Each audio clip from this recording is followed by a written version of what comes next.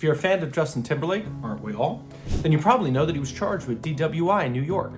Even if you've had one drink, don't get behind the wheel of a car. But he didn't plead guilty to DWI. Well, I'm about to tell you what happened and a criminal defense attorney's perspective on the final resolution of Justin Timberlake's drunk driving case.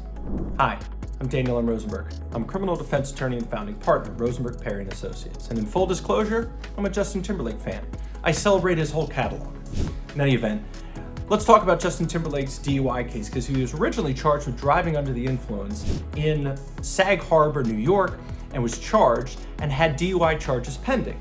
Just recently, he entered a plea of guilty to a downgraded charge that was part of a plea.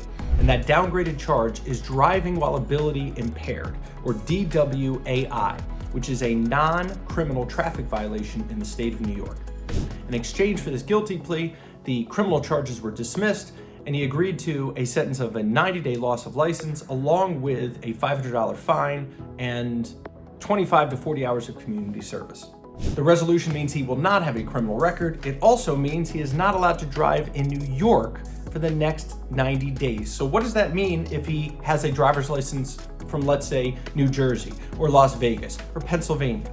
What that means is that he cannot drive in New York. His privileges to drive in the state of New York are suspended for the next 90 days. If he has a valid driver's license outside of the state of New York, he can drive in 49 other states.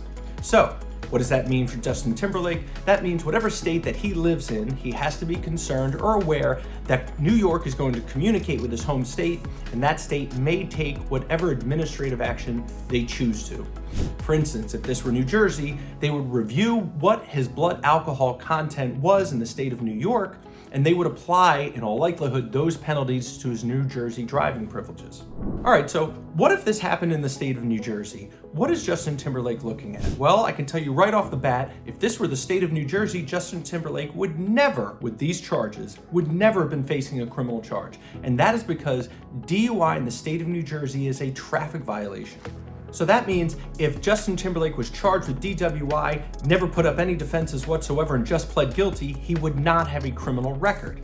Now that's significant because that was a contributing factor to the resolution of his case in New York. Part of his resolution is, hey, I'll plead to a traffic offense if you take this criminal charge away. In New Jersey, there is no such incentive. For instance, if this were New Jersey, his defense attorney couldn't say, well, hey, we'll plead to this traffic violation if you dismiss it from a traffic violation. The other significant difference between New York and New Jersey is 0.05 to 0.08 isn't a specific infraction like it is in New York. What I mean by that is if you blow between a 0.05 and a 0.08 in the state of New York, that is a traffic violation called driving while ability impaired. And that's what Justin Timberlake pled guilty to.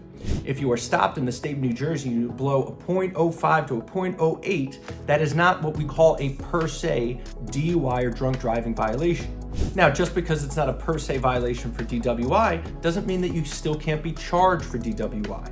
So if you blow a 0.05 to a 0.08 here in the state of New Jersey, even though you aren't a per se violator of the statute, you can still be convicted of driving under the influence. But in all likelihood, the resolution that Justin Timberlake would have been looking for here in the state of New Jersey, if his blood alcohol content was a 0.08 or above, was amending this to a lesser charge. And typically in New Jersey, that's reckless driving.